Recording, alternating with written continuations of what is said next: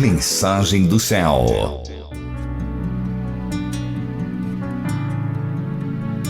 Vamos hoje a mensagem do céu, continuando com o estudo de Mishlei, queridos.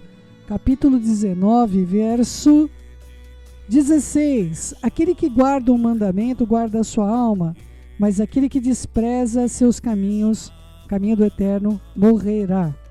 Não é? Quem guarda o mandamento do Eterno conforme apresentado na sua perfeita Torá, ele preserva a sua alma, pois a Torá torna o homem reto, tanto em corpo quanto no seu espírito. Mas aquele que despreza os caminhos de Hashem, ele corrompe o seu caráter, seu intelecto e traz sobre si destruição. Queridos, né, nós somos pessoas imediatistas, eu e você. Nós, hoje ainda, eu estava conversando com uma pessoa e eu perguntei para ele, na verdade, por que hoje se usa enxerto em tudo. E ele falou, olha, se você plantar uma semente de alguma coisa, essa semente vai demorar 5 a 7 anos para poder dar frutos. Mas se você pegar e enxertar essa semente num enxerto que já existia, que já tem lá os seus anos, não é? Então em um ano está produzindo. Esse é o motivo porque se utiliza de enxerto, né? E nós somos uma geração que quer plantar e colher na hora, de preferência. Quer lançar a semente, não quer nem esperar o tomateiro crescer para a gente pegar tomate. Nós queremos o tomate hoje, queridos, né? Mas o campo não é assim. As árvores não são assim. Nada na nossa vida é assim. Quando nós guardamos o mandamento, muitas vezes nós não sabemos o efeito progressivo daquilo que nós estamos fazendo, embora nós sejamos enxertados na oliveira verdadeira e vamos produzir frutos antes do tempo de que qualquer outra oliveira produziria, porque nós estamos enxertados na oliveira verdadeira, na videira verdadeira, nós estamos enxertados e com o Mashiach, desde antes da fundação do mundo, é evidente que nós vamos produzir frutos mais cedo. Nós somos enxertados. Mas o que nós não sabemos também é que aquele que despreza os mandamentos, que despreza aquilo que o Eterno nos tem ordenado, nos tem ensinado, esse morrerá. E nós também, queridos, por não morrermos imediatamente, podemos julgar, ou não achamos que morremos, né? Nós podemos julgar que aquilo não tem efeitos sobre as nossas vidas. Então, que aquele mal nunca nos atingirá. Nós somos pessoas com uma visão completamente desqualificada para esta geração que nós estamos vivendo. Cada vez mais, queridos, nós somos perdendo a noção dos contextos que regem a nossa vida nesse mundo. Hoje, queridos, é muito mais simples nós lidarmos com coisas que eram inaceitáveis, até pra gente, queridos, quem é da minha idade aí, que lembra os conceitos de 30 anos atrás, vai compreender com clareza que nós não temos condições de comparar a sociedade que nós estamos vivendo hoje com a sociedade que nós vivemos no passado. Que o Eterno nos ajude, venha sobre nós e nos dê do seu favor sobre as nossas vidas, em nome de Yeshua. Vamos lá, queridos. Aquele que favorece o pobre e empresta a Hashem, e as suas boas ações ele recompensará. Vamos ver como é que está a nossa tradução. Eu gosto dessa tradução, mandei para uma pessoa há um tempo atrás, que é bastante impressionante isso. Quem se compadece do pobre, ao Senhor empresta, e este lhe paga o seu benefício. É verdade, queridos, muitas vezes nós achamos na nossa mente que nós podemos fazer algum bem para o Eterno e não recebermos nada em troca. Eu e você, achamos que o Eterno pode ficar devendo alguma coisa a alguém, não é? Mas a natureza divina é de presentear. Ele é galardoador daqueles que o buscam. O Eterno não deixa sem recompensa aquele que obedece, mas nem por isso eu devo obedecê-lo para ter alguma recompensa. Na verdade, todas as vezes que nós estamos realizando alguma coisa, nós procuramos compreender que o nosso galardão é a alegria de Hashem, porque ela é a nossa força. A alegria de Hashem é a minha força, é a sua força. Versículo 17, quando o homem dá ao necessitado graciosamente, não esperando nenhum retorno, é como se ele tivesse emprestado ao Eterno. Então, ele não somente reembolsa o empréstimo, mas também o amor que o homem assim confere, que significa muito mais do que os recursos que ele investiu. Alternativamente, a bondade de um homem é a mera devolução do que o Eterno já lhe deu, e ele também está já lidando com algo que lhe foi emprestado. Se as pessoas pudessem ver, queridos, que tudo que nós temos é emprestado, não é? O nosso corpo é templo da Ruach, ou seja, nós usamos um corpo que está sob o nosso domínio, mas ele é emprestado. Nós estamos numa terra que nós não fizemos nada por ela, nós não a constituímos, nós não edificamos esse mundo. Esse mundo também nos foi dado por empréstimo. Um dia o dono desse mundo vai retornar e vai ver o que foi feito, quais as ações que nós tomamos em relação a esta terra, em relação a este mundo, e como nós lidamos com o contexto daquilo que nos foi colocado nas nossas mãos de um modo a ser emprestado para nossas vidas. Queridos, se você vê o seu marido como um empréstimo, se você ver os seus filhos como um empréstimo, se você ver todas as coisas que foram colocadas nas suas mãos como um empréstimo, você saberá que nós hoje sim vivemos de empréstimos, não é? Nos foi confiado um bem e nós devemos devolver ao Eterno. Isso é maravilhoso para quem tem esse entendimento. Quando nós fazemos uns pelos outros, apenas por amor, sem intenção nenhuma, nós desejamos ver o bem do outro, o Eterno certamente vai recompensar com medida sacudida, recalcada, transbordante a nós tudo aquilo que Ele colocou nas nossas mãos para fazermos. Nós devemos fazer no dia que se chama hoje, não esperarmos, não postergarmos. Existem algumas situações, queridos, eu tenho visto algumas pessoas passando por uma necessidade muito grande e eu queria ter o poder de alterar, de interromper a dor da vida dessas pessoas, sendo eu mera mortal, uma pessoa sujeita a todas as situações que qualquer mortal enfrenta. Eu imagino de todo o meu coração o quanto o nosso Pai quer resolver os problemas de cada um de vocês, o quanto Ele quer trazer soluções a você, e eu tenho certeza, meu querido e minha querida, que o nosso Pai virá trazendo recursos, socorro de um modo sobrenatural, porque Ele deseja usar a vida de uns na vida dos outros. Isso é maravilhoso, isso é tremendo, não é? Versículo 18, castigue o seu filho, pois há esperança, e não deixe o seu espírito se oprimir com suas lamúrias ruidosas. Ninguém gosta de ler esse texto, né? Olha, queridos, não se reprima de repreender o seu filho, porque ainda que possa parecer essa repreensão como se não houvesse esperança, não houvesse valia, certamente através dessa repreensão ele vai melhorar seus caminhos.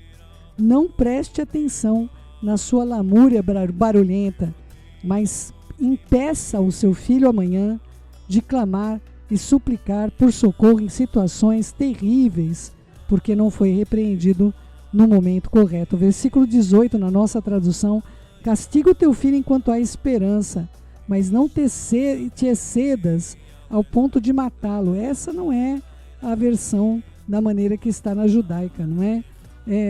A parte final do versículo diz: não permita que as lamúrias dele faça com que você amoleça com relação à disciplina necessária sobre a vida das crianças.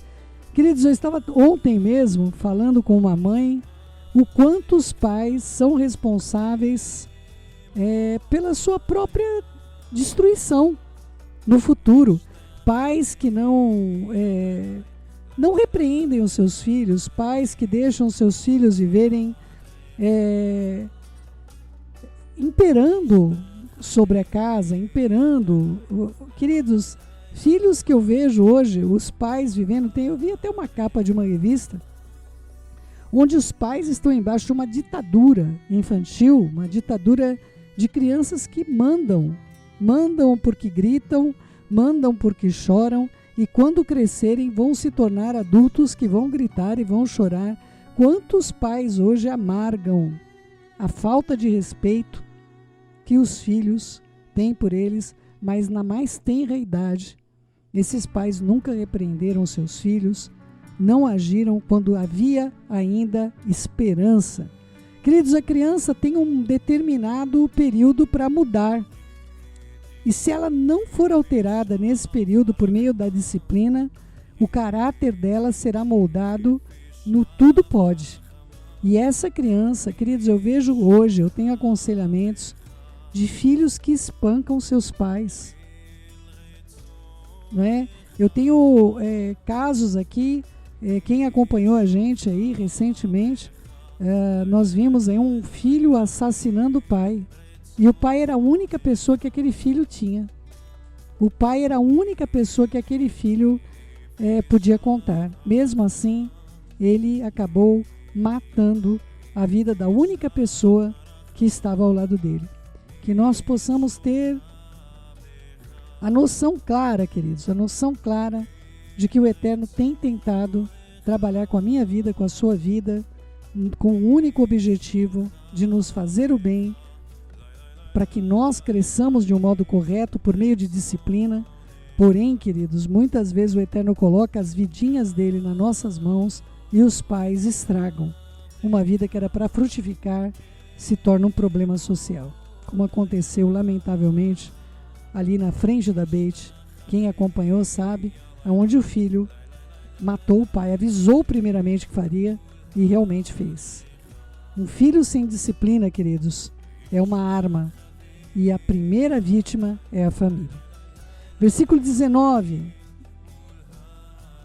Um homem temperamental sofrerá punição, mas se você trouxer socorro, você ainda acrescentará. A tradução em hebraico bem complexa. Vamos lá, versículo 19. O homem de grande ira tem de sofrer dano, porque se tu livrares, virás ainda fazê-lo novamente. Não é? Na nossa tradução em hebraico ficou, mas se você trouxer socorro, você ainda acrescentará. Não é? Vamos ver aqui comentário do versículo 19. Se você deixa sua raiva passar e salva o seu amigo, quando você enxerga o perigo que dele se aproxima, os seus dias aumentarão. Um homem temperamental incorrerá em punição por seu pecado, pois ele certamente atingirá alguém em sua ira. E se você se põe a salvá-lo em sua explosão, tentando evitar socorrê-lo, a sua cólera ainda aumentará. Ele executará, não obstante, a sua injúria, pois esse é o procedimento das pessoas temperamentais. E, queridos, a tradução nossa não ficou como temperamental no versículo 19, ficou um homem de grande ira, e aqui na tradução hebraica como um homem temperamental, que é como analisado uma pessoa que tenha o temperamento explosivo. Queridos, todas as vezes que você vê, inclusive agora mesmo, na semana retrasada, nós estávamos ouvindo em São Paulo, né, a discussão de um vizinho e tinha um portão de ferro e nós não sabemos, a voz era de uma mulher e parecia que ela batia, ela estava batendo lá nessa grade de ferro, né? E aconteceu que eu e meu marido chegamos a um ponto que nós não sabíamos realmente o que fazer. Nós não sabíamos de que modo nós poderíamos estar interferindo ali, não é? E começamos a orar. Porque, queridos, se nós vamos até aquele lugar para tentar impedir, ou chamar a polícia, ou o que quer que seja, dependendo da situação, se nós víssemos que a situação era de uma gravidade de vida, que é colocar em risco a vida da pessoa, nós teríamos agido diferente. Mas nós vimos que era uma discussão familiar que poderia partir para um posicionamento de uma agressão física, pelo que nós estamos vendo, não é? E nós começamos a interceder, porque entrar no meio de uma discussão como essa só traria para a gente problemas com o vizinho e talvez iria trazer um problema maior entre o vizinho e a pessoa com quem ele estava discutindo, que nós não conhecemos realmente aquele vizinho, não é? Então, queridos, é muito importante que nós tenhamos entendimento de saber lidar com as questões quando elas chegam para a nossa vida, de um modo que nós possamos continuar e prosseguir trazendo a Shalom, sempre com sabedoria e entendimento. Não tente, queridos, não tente intervir quando uma pessoa está iracunda. Se você vê, claro, que há um risco de vida ali, não temos nem que pensar o que fazer. Mas situações da pessoa começar a gritar com você, da pessoa começar a gritar com alguém que você ama, queridos, a melhor posição que nós temos é nos afastarmos em intercessão até que aquela situação apague. Claro, se não houver um risco de vida. Na nossa tradução, o homem de grande ira tem de sofrer dano, porque se você livrar, virás ainda que ele vai fazer novamente. Há situações onde essas pessoas, queridos, elas, familiares não permitem que ela, como eu vou dizer, sofra o dano. Há pessoas que atravessam essas situações e não são impedidas, queridos, na sua loucura de continuarem fazendo mal. Muitas vezes, amados, alguém tem um filho viciado em drogas, e aí o filho vai e pede o recurso para o pai, e o pai vai lá e continua sustentando, continua fazendo com que aquele filho persista no mesmo caminho que ele não deveria estar, não é?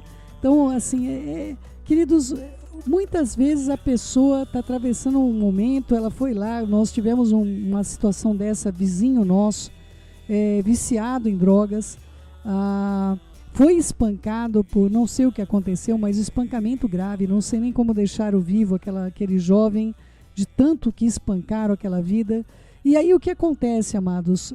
Numa situação bastante difícil, bastante complexa, nós vimos o empenho de todos para a recuperação e todas essas questões da vida daquele jovem. Ele ficou por alguns anos realmente livre das drogas e posteriormente retornou para todo o caos da onde ele havia sido liberto da morte, queridos.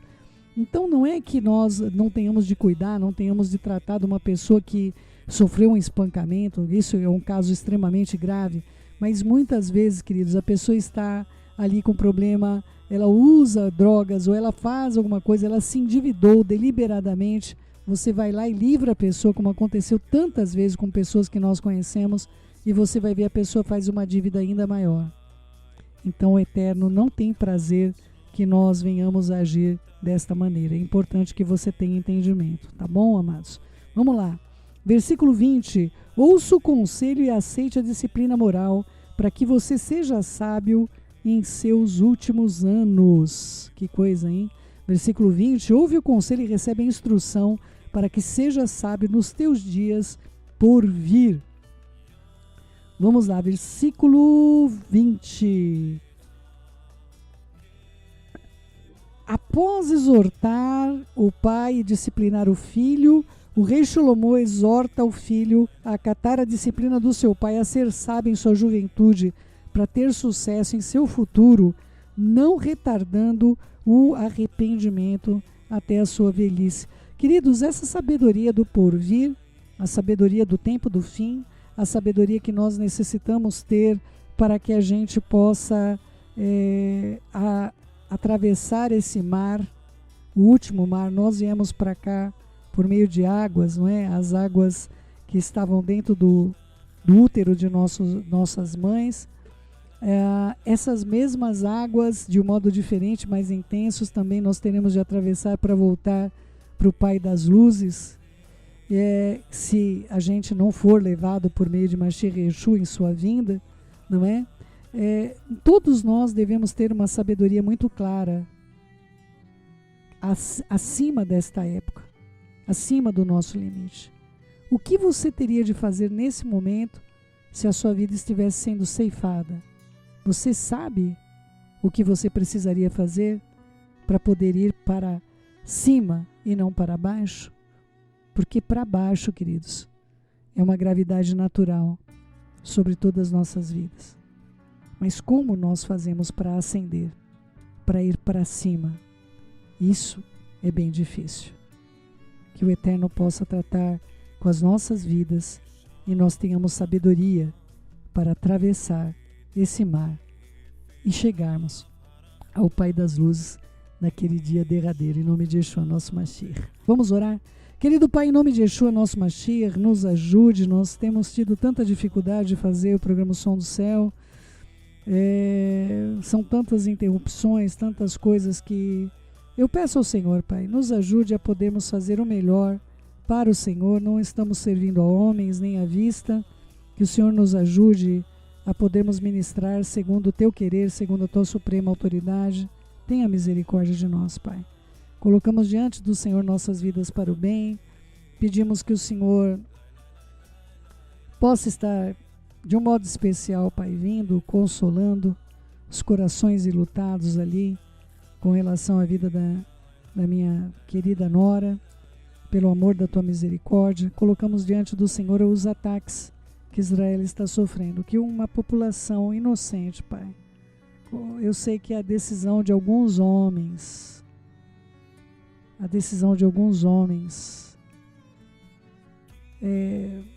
podem mudar o destino de toda a humanidade, pessoas que nem sabem o que está acontecendo na verdade. Guarda a nossa família, querido Pai, guarda a nossa família, guarda aqueles que são Teus, e que o Senhor, Pai, o Senhor possa nos socorrer, porque nós dependemos completamente de Ti. Nos deixa ver o bem.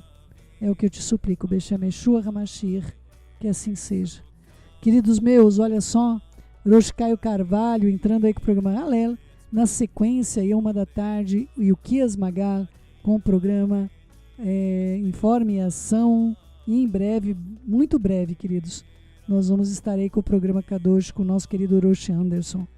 O Eterno nos ajude. Quero orar também rapidamente pelo filho do Isaac e da Thelma. Senhor, nós apresentamos diante de Ti essa criança que há semanas, Pai, nós não vemos cura.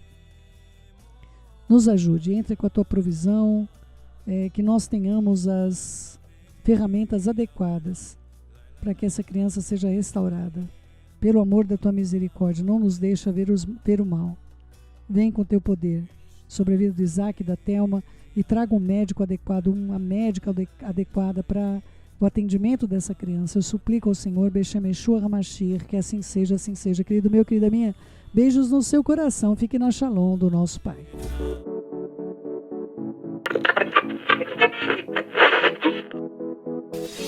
Mensagem do Céu.